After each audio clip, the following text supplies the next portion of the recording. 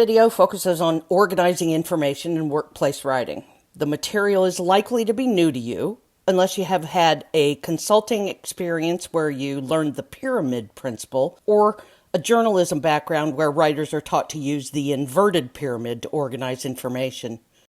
Where to state the bottom line message is one of the most critical differences between academic writing and workplace writing.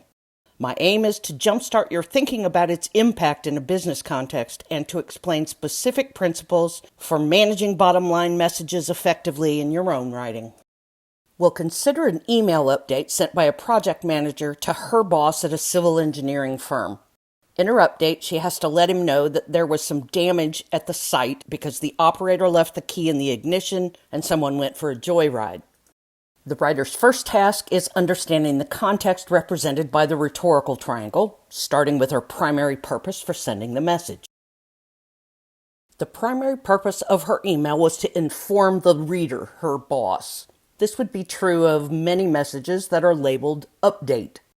Now, I want you to identify the bottom line informative message. What's the essential message the reader should get? Don't worry about how you'd state that message to the reader yet. Just concentrate on identifying what it is for yourself. What do you think about the content of the subject line, Agate Beach Road Site Update, as the bottom line message? Well, it's an accurate description of the topic, but it's not really a bottom line message. The bottom line has to convey the essential content of the email, not just its topic. That means your statement of the bottom line has to include an entire claim. Think both subject and predicate. It requires a verb. Talked about this in the video on developing persuasive prose. The first attempt here is made up only of a subject.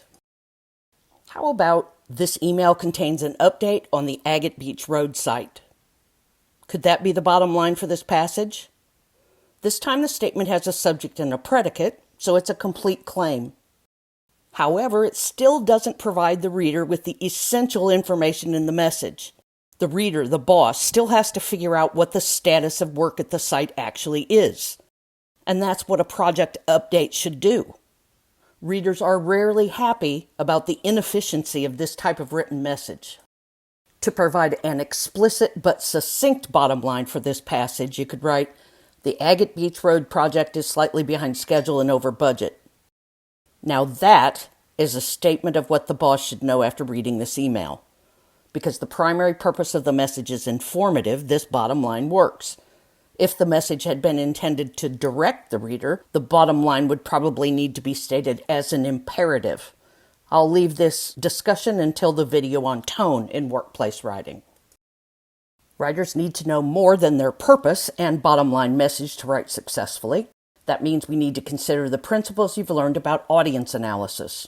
Let's start with the side of the rhetorical triangle connecting the audience to the writer. The audience that the writer addresses is her boss, the owner of the engineering firm where she works. In terms of power, the boss has more power. This is an upward message. We can assume the writer and reader know each other well, as the reader had to have hired the writer or at least talked to the writer before she was hired. Finally, without more information, we can't really sufficiently predict value differences. But if you were the writer, I would certainly encourage you to do so.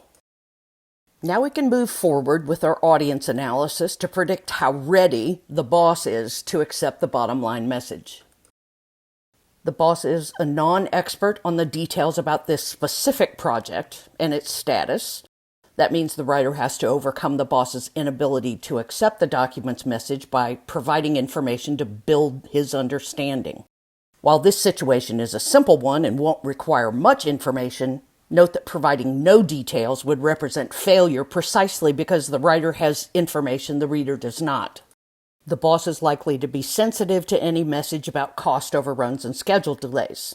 So his lack of willingness means the writer has to supply some persuasive information too. So the question is, do you think the typical boss in the U.S. would be highly sensitive to the bottom line about project delays and cost overruns in this email update? This is a critical aspect that you've got to analyze before you can settle on the best placement of any bottom line message. I think we would all agree the bottom line's negative. The question is, how negative? In the video on audience readiness, I made the point that the vast majority of readers in Western cultures is highly sensitive only to messages which are extremely negative. Does this bottom line represent a personal loss for the boss? Probably not. Is the loss of great value? Not if the writer's estimate of the damage is correct. Is this loss rare? Maybe a little, but I'm betting that any engineering firm with lots of equipment on job sites has had equipment damaged. And any additional expenses and schedule delays must be somewhat routine in the construction industry.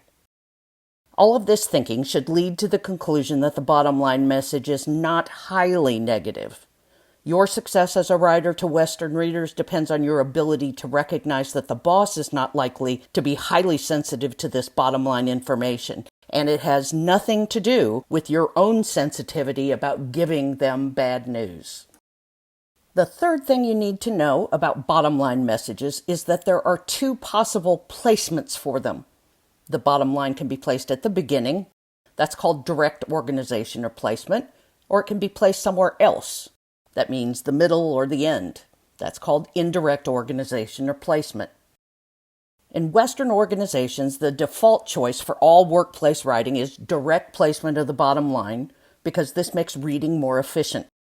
Depending on how much the reader cares about the message, the first few lines of a document may sometimes be all that's immediately read. The remainder might simply serve as a record that can be revisited as needed in the future. So putting the bottom line within those first few lines means it's easy for readers to get the essential message and quick to determine whether they need to keep reading right away. The majority of Western professionals want an inefficient message only when the bottom line is highly negative. That means you lost warrants indirect information, but your team lost does not. The writer of the email update we've been considering should organize directly by placing the bottom line message in the first or second sentence. Note that we're talking about reader sensitivity. As the writer, you may be sensitive about the content of your message for any number of reasons, but your own sensitivity is irrelevant. Professionals take responsibility. Because the principles related to bottom line messages are so important to the success of writers in Western workplaces, let's try two more brief examples. Pause the video and read this passage from an informative email sent by one company leader to her peer. Identify the bottom line message. Because it isn't stated explicitly, we have to figure out what the bottom line message is. Here's one way of stating it.